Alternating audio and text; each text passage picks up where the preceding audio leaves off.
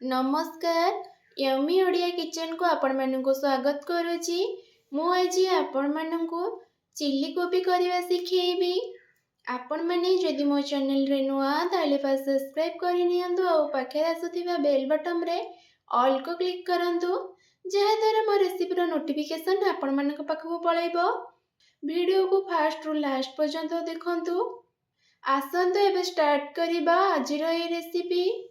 मुझे गोटे medium size रो कोबी नहीं आ गोटे पाखुड़ा को मुझे 2 खंड करके नहीं।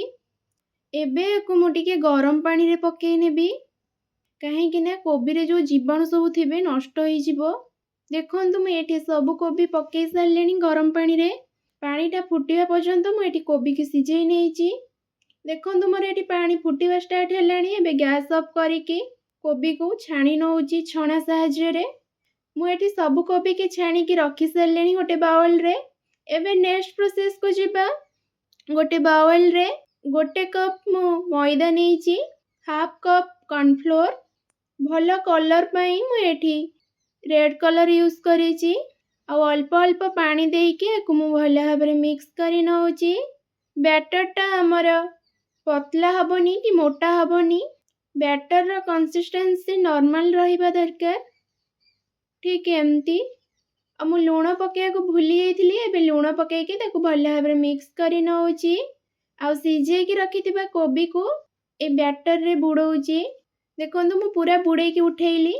एबे गरम कर रखि तेल रे ए सब को मु छाणी नेबी गोटी गोटी करी। मुझे गैस रो फ्लेम मीडियम टू हाई रे रखीची। शीत दिन जीवा पूर्व निश्चिंत थरे ए चिल्ली कोबी को टेस्ट करंतु घरे। मोर ये इजी प्रोसेस रे मुझे 3 ରୁ 4 मिनिट गोटे साइड छाणी सारा परे एबे आ गोटे साइड उल्टे नौची।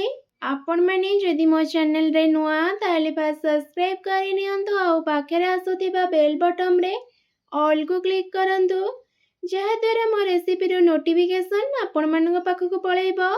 मु एठी सब साइड को उल्टे सारलेनी। पुणी एठी 2 ରୁ 3 मिनिट छाणी सारा परे प्लेट को काढ़ी नेबी। देखंतु मोर एठी 2 पट साइड हे आसलेनी। मु एबे प्लेट को काढ़ी नेबी आ कोबीटा मोर बहुत क्रिस्पी भी हेइची।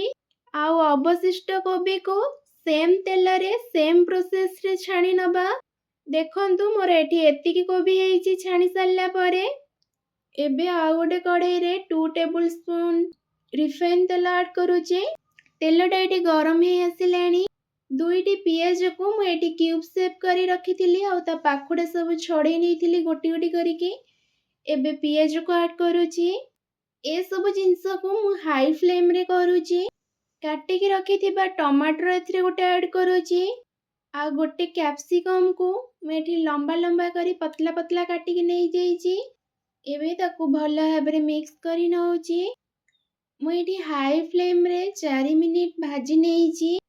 पियाज टमाटर कैप्सिकम टिके टिके कलर चेंज हो आसिया पर्यंत मुझे भाजी नेबी। देखो ये मोर भल भाव भाजी हो गलानी। मुझे केवल सिजवान चटनी ऐड करुची आउ किछि भी एथिरे मु ऐड करूनी। मुझे 4 चम्मच सिजवान चटनी ऐड करिची आउ ताकू मु भल भाव मिक्स करी नौची। आ छाणी की रखी कोबी को एथिरे ऐड करुची आउ ताकू मु भल भाव मिक्स करी नौची। मुझे भल भाव मिक्स कर सारे। एबे गैस ऑफ करी सर्विंग प्लेट को काढ़ी नबा। आपण मानकर जदि चिल्ली कोबी पसंद ताहले आपण माने मते कमेंट करके जणांतु। मोर तो बहुत ही फेवरेट। मोर ये रेसिपी को घरे आपण माने निश्चिंत ट्राए करंतु।